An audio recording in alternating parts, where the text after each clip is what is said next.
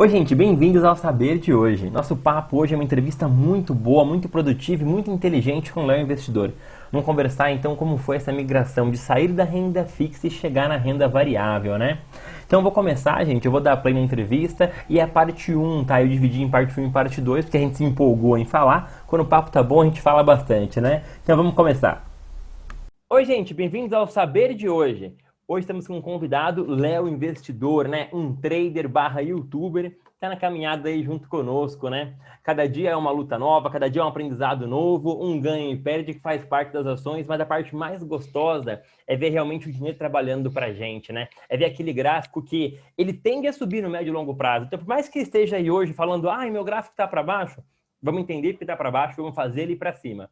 Então, Léo, seja bem-vindo ao Saber de hoje. Primeiro, eu gostaria que você se apresentasse, né, batesse um papo aí. Primeiro, eu falasse quem é o Léo Investidor e também, já emendando aí quem é o Léo Investidor, como o Léo se tornou investidor, né? Como que o Leonardo se tornou o Léo Investidor? Fica à vontade.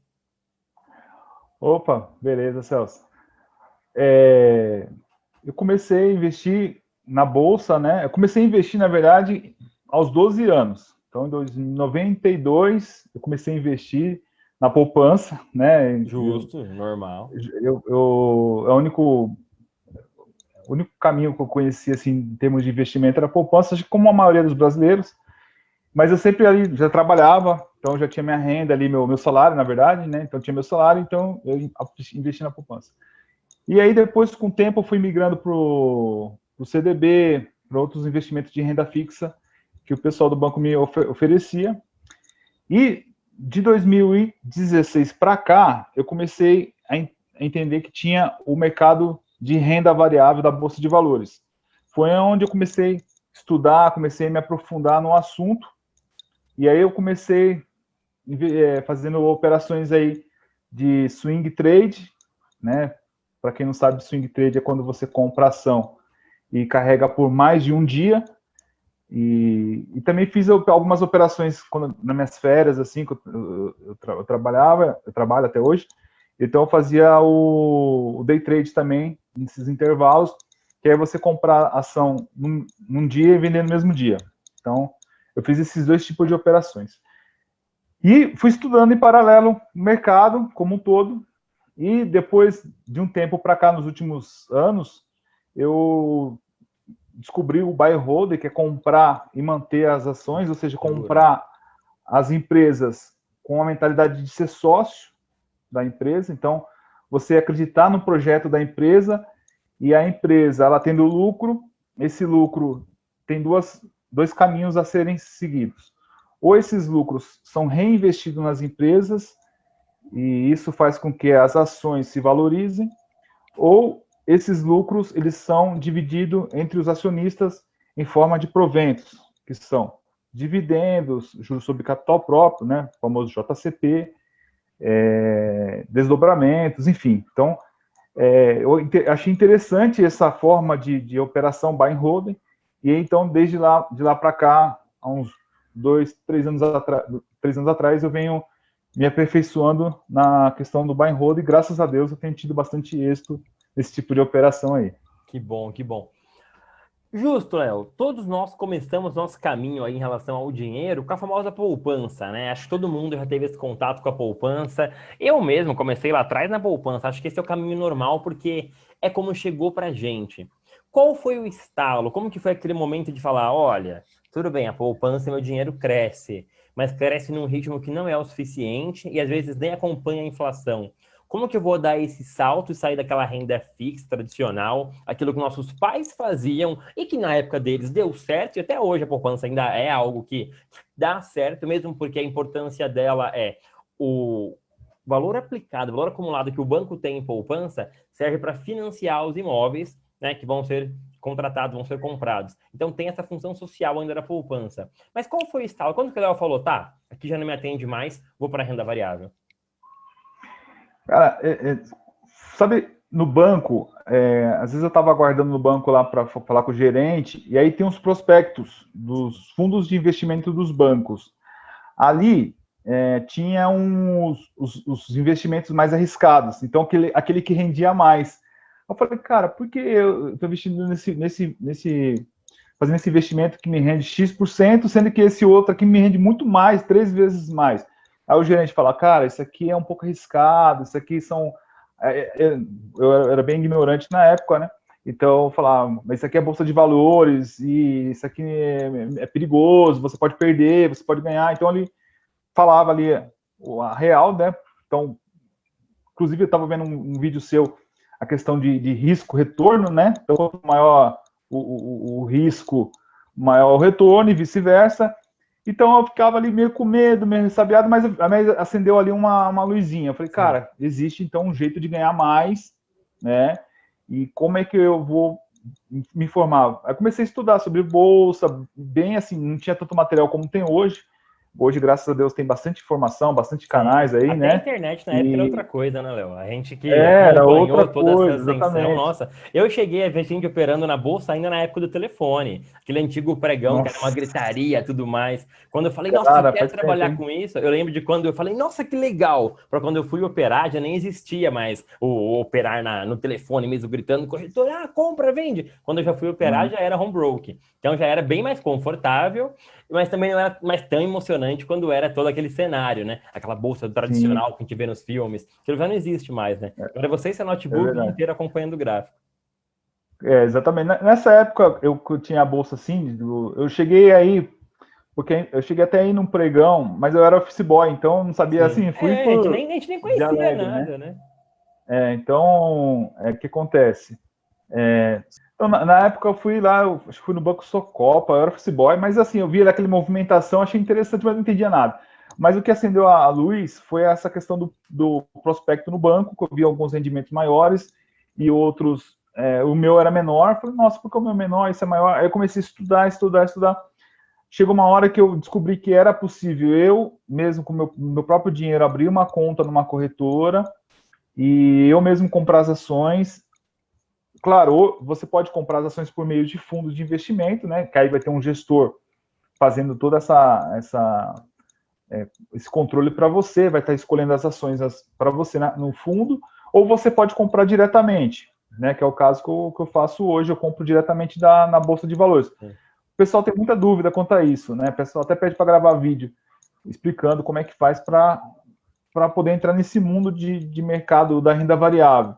E aí, se gostaria de aproveitar, se tiver tempo, que é muito simples, basta apenas abrir uma conta numa corretora, né, credenciada na B3, aí você pode entrar no site da B3 e ver a lista de corretoras, e abrir uma conta, essa conta é aberta rapidamente, ali pela internet mesmo, manda um documento, muito, muito tranquilo para abrir, e para comprar as ações, aí tem um pouco mais de trabalho, que é você estudar as empresas que você julgue ser boa. No caso, eu faço alguns estudos fundamentalistas, né? Então, eu busco os fundamentos da empresa, né? Se ela é uma empresa endividada, se ela é uma empresa que paga dividendos, ou seja, se ela tem lucros recorrentes, qual que é o segmento que ela está atuando, se o segmento é perene ou não. Por exemplo, o segmento perene é muito simples. Eu uso uma estratégia, eu pergunto, esse segmento que a empresa está atuando vai existir daqui a 10 anos?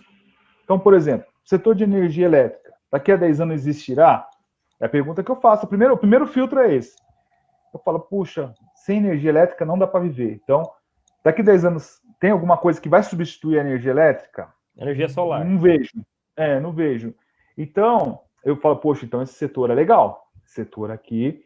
E aí eu vou escolher as melhores empresas desse setor. Então já defini que o setor elétrico é bom, agora eu vou escolher as empresas do setor elétrico. E aí, você vai estudando, você vai descobrindo que dentro do setor elétrico existe 3 partes. Existe a parte de geração de energia, Sim. que é onde ficam as usinas. Existe a parte de transmissão, que o pessoal chama, que é o filé mignon, né? Que é aquelas torres gigantes que tem no meio do mato, quando você pega o carro, sai da cidade. Sim. Você sai da cidade, você já vai ver aquelas torres de transmissão. Ali é o setor de transmissão. E depois tem o setor de distribuição, quando a energia chega na cidade e é distribuída para os comércios, para as residências, né? Então, isso você vai estudando, você vai descobrindo com o tempo. Então, eu faço minha divisão da minha carteira dessa forma. E aí eu vou vendo outros indicadores.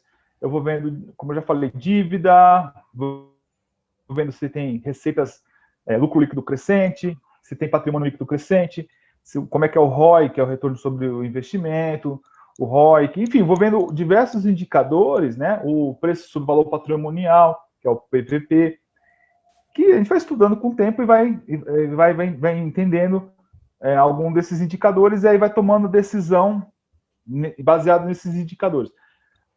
Como a gente não sabe o futuro, a gente não sabe quando uma empresa ela pode quebrar, né? Isso que a gente tem que ter isso em mente, porque bancos quebram, empresas quebram, né? Falem.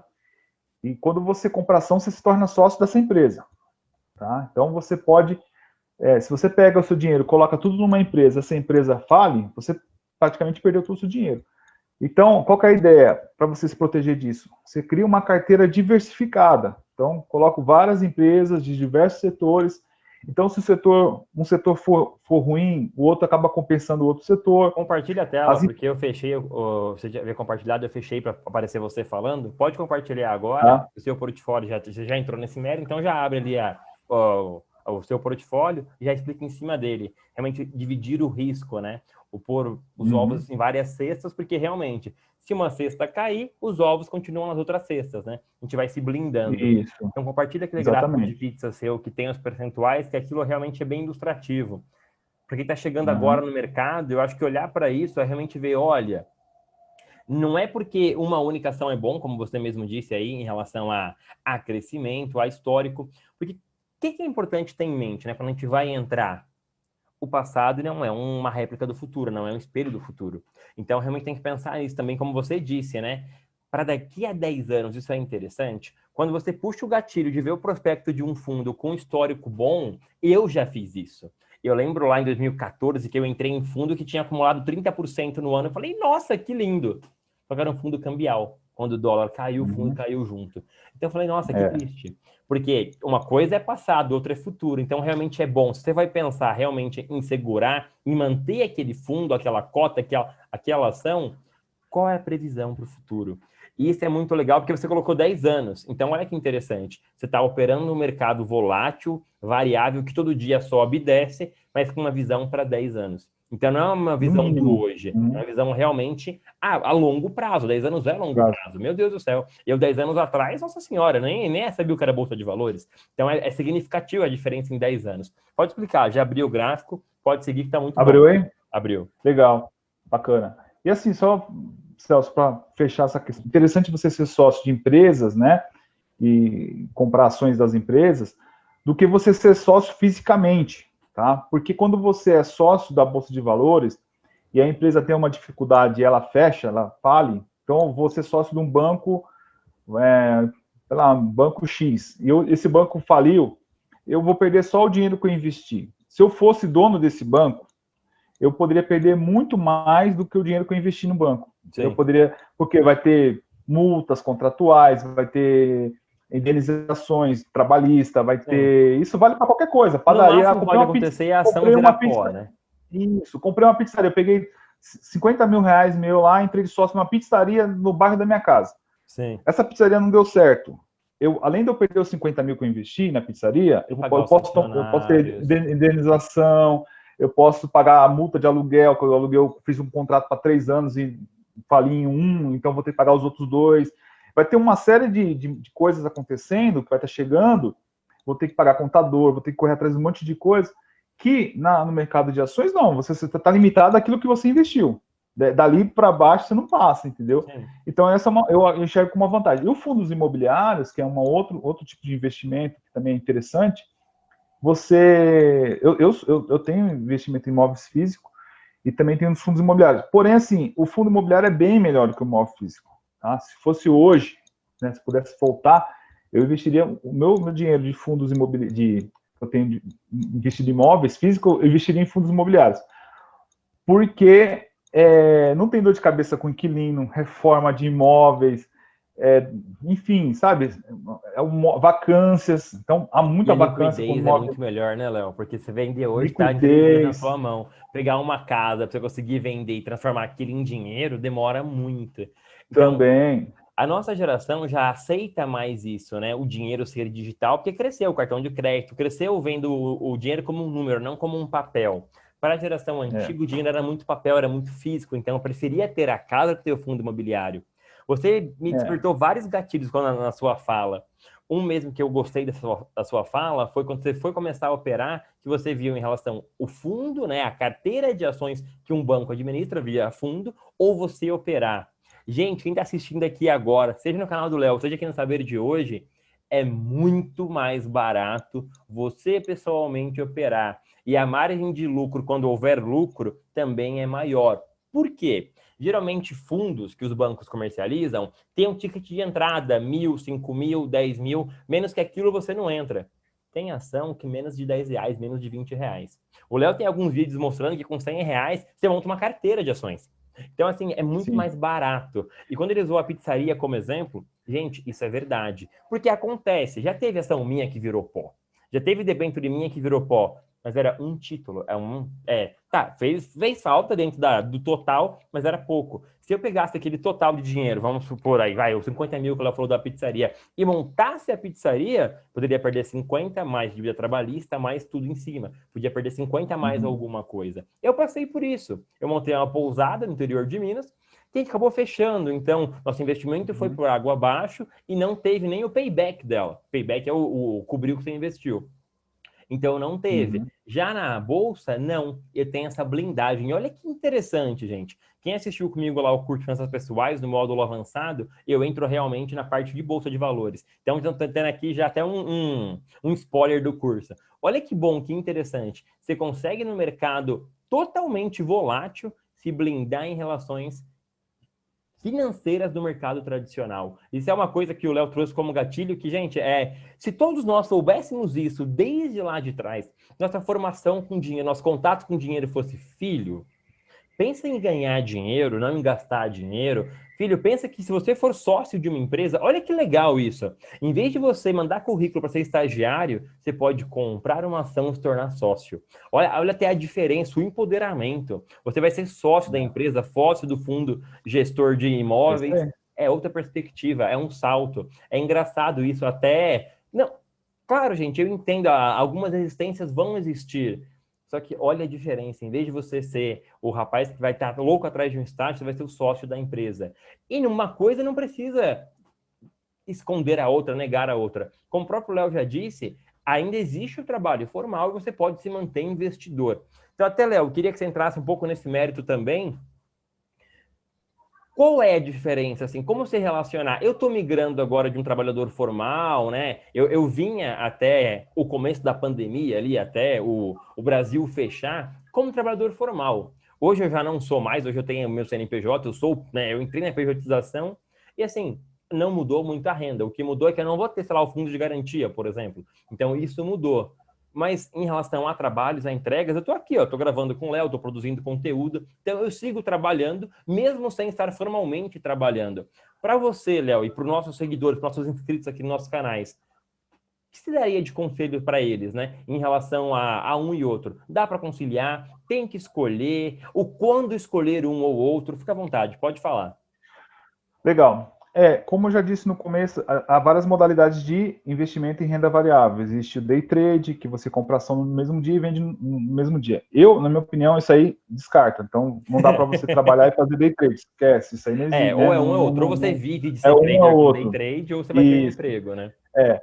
O swing trade já dá, porque você compra hoje, então para comprar, você compra pelo celular em questões de minutos, você pode comprar na hora do seu almoço, ou até fora do pregão lá, se deixar a ordem programada lá, Eu e deixo beleza, estopado, Léo, eu faço isso. Eu tô dando já faz aula, isso, eu já deixo com stop. Então eu coloco lá, sei lá, vamos pegar um perfeito, exemplo aí. Eu comprei top Itaúsa, sei lá, limitado, né? eu coloco lá R$ 20 a compra, já deixo lá, quando bater 20, compra. Quando bater 25, vende, Uhum. já tá programado. Então, se Isso em já está algum momento você programado, fizer isso. então você não precisa ficar parado na tela ali olhando. O estudo do swing trade ele tem que ser feito antes, então você tem que Sim. fazer tipo à noite, né? Quando o pregão está fechado, né? Geralmente é bom fazer assim. Então, você chegou do serviço lá à noite, à tardezinha à noite, você estudou, olhou lá, poxa, eu já operei gráfico, mas hoje não opero. Mas a pessoa viu lá, poxa, rompeu uma LTA, um canal de alta, rompeu, vai fazer um pivô, no rompimento do pivô vou comprar. Então ele estudou ali, colocou ali o objetivo dele, traçou Fibonacci, enfim, não sei qual que é Sim. a estratégia que ele usou uma estratégia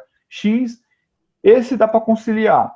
Agora, o buy hold, que é o que eu faço, ele é mais tranquilo ainda, porque o buy hold você só estuda, você pode estudar a qualquer hora, domingo, sábado, à noite. Você estudou os fundamentos da empresa, então tem vários sites que você consegue olhar isso. Um dos sites Status, não sei se pode falar aqui, né? Tranquilo, né? Status Invest, Fundamentos, que são sites que eu uso para poder avaliar as empresas. Então, olho Status Invest, os Fundamentos. Só um detalhe, Léo, todas as empresas que são SA, elas deveriam ser públicas em relação a tudo que entra e sai.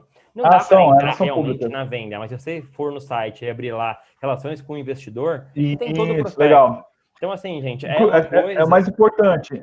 Esse é mais importante do que esses sites que eu falei, inclusive. A primeira coisa que você for fazer, bem lembrado, Celso, é você entrar no RI da empresa que você quer ser sócio. Então, eu quero ser sócio, por exemplo, da Ambev. Sim.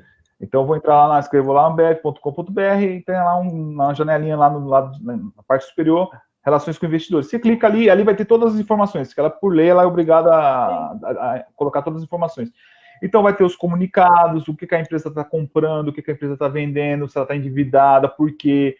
Tem os relatórios trimestrais, enfim. Aí você começa a ler aquilo ali, começa a estudar aquilo ali, fala, poxa, legal, gostei da Ambev.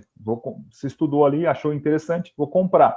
Então, aí você volta lá para o home broker, lá, programa a ordem ou compra durante o dia, não tem problema nenhum, é uma coisa que você vai gastar 1 minuto e você compra a ação para longo prazo, com mentalidade de ser sócio. Então, se eu comprei a ação ali, estou dando a Ambev como exemplo, não é indicação, pelo amor de Deus, não é recomendação de nada. E quando você reforça isso, que é a visão como sócio, gente, você que está comprando e está acompanhando aqui no canal o curso de Psicologia Econômica, se você se propôs a ser sócio, se você se propôs a ganhar dinheiro médio e longo prazo, não entra na neura de todo dia abrir o gráfico, ai meu Deus, chacoalhou, ai meu Deus, deu negativo hoje, ai nosso presidente falou tal coisa, vai cair a bolsa.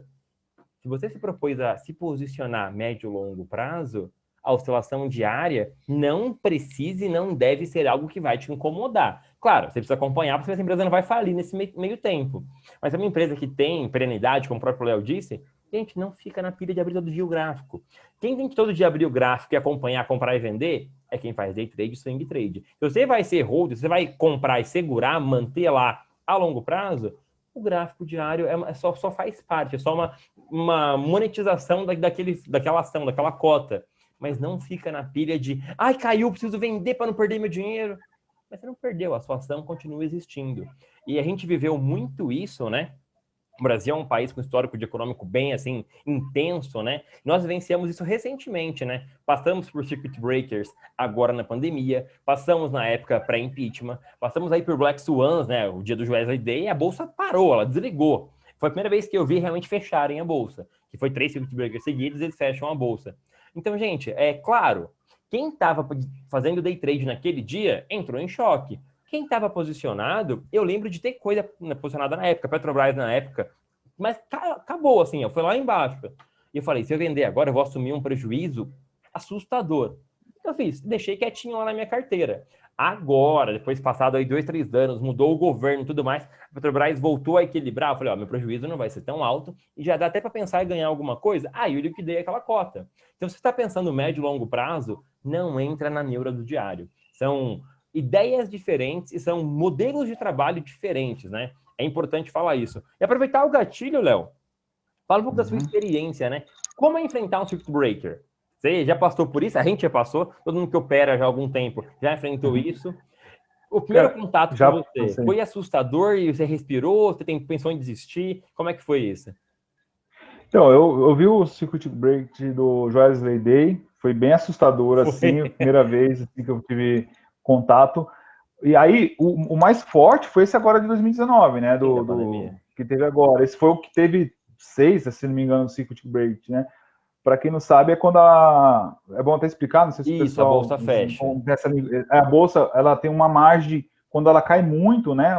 As negociações das ações, elas são feitas na Bolsa de Valores, e quando essas negociações, elas passam, se não me engano, de 10%, De acho que 10 para baixo é, negativo, então deu, sei lá, isso, a própria ou 10 para B3, cima também. aí ela Ou se congela o também, se ela extrato. sobe muito, também É, 10%, ela também. Então, 10 para cima ou 10 para baixo, ela tem um sistema que ela cancela, ela cancela não, ela suspende as operações, isso. né? E até o pessoal dar uma respirada, ver, tentar entender o que está acontecendo, Por causa do e aí efeito abre de manada, né, novo. gente? É uma coisa que a Isso. gente fala muito, mas as pessoas continuam fazendo. Todo mundo vendeu, vou vender também, todo mundo vendeu. Peraí, você é todo mundo? Lembra aquela frase da sua mãe? Você não é todo mundo. Todo mundo tá comprando, eu vou comprar também. Calma, você não é todo mundo.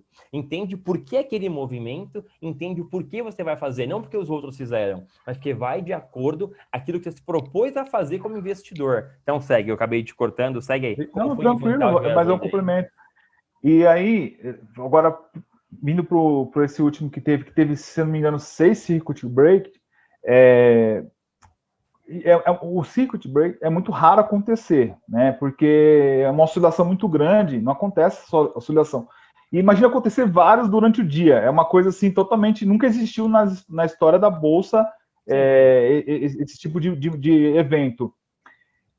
Mas né, nesse ano 2019, por incrível que pareça, eu comecei um projeto, que você até já citou, de montar uma carteira com R$ 100 para mostrar para as pessoas que é possível investir. Na verdade, é só uma questão didática, né? Ninguém vai ficar rico com R$ 100 por mês, né? A Não. gente sabe disso. É só para criar uma disciplina, mostrar que é fácil, mostrar que não é difícil. Né? Eu mostro todos os meses, então eu comecei em janeiro. Eu falei, galera, vamos começar em janeiro? Então eu comecei em janeiro de 2020, R$ 100. Aí eu fui lá, comprei as ações, mostrei lá. Inclusive tem uma playlist no canal Léo Investidor, né? Que eu mostro mês a mês esse projeto da carteira de R$ 100. Então eu comecei em janeiro, a bolsa estava beirando 120 mil pontos, então ela estava beirando o topo histórico. Só que a gente nunca sabe quando é o topo histórico, né? Sim. A gente nunca sabe o topo histórico. Então, estava 119 mil pontos, quase 120, e falei, cara, vou começar aqui mesmo. Não sei se vai para 150, se vai para 200, se vai cair, então não me interessa. Vamos fazer nossa metodologia. Qual que é a nossa metodologia? Fazer aportes mensais de R$ 100. Né? Claro, quem pode fazer aportes mensais de Sim. 500, quem pode fazer de 1.000, né? Eu posso, eu peguei só uma coisa didática mesmo para mostrar que é fácil fazer e dá para montar uma carteira diversificada. E aí eu comecei com R$ 100, a bolsa ainda continuou lá, subiu um pouquinho. Em fevereiro já começou a cair, antes da crise. Sim. Né? Em fevereiro já deu uma caída legal. Eu falei, normal, vamos continuar aportando, vamos continuar no nosso plano, nossa estratégia. Em março caiu, aí foi o Sim, fundo aí do foi o poço, março, lockdown abril. mesmo. Aí o Brasil É, entendeu que estava em pandemia, né? isso. E aí foi carregando isso durante o ano praticamente, né? Então, e a gente continuou aportando, continuei comprando as ações do mesmo jeito, não mudei absolutamente nada. O que aconteceu? Eu comecei comprando no topo histórico da bolsa e depois eu continuei comprando. Comprei também na baixa histórica. Na baixa histórica não, mas comprei lá embaixo. Sim. Né? Então eu comprei ações das empresas a 120 mil pontos e comprei a 60 mil pontos. No final, agora em dezembro, que foi o último vídeo que eu fiz, nós fechamos em 5% positivo.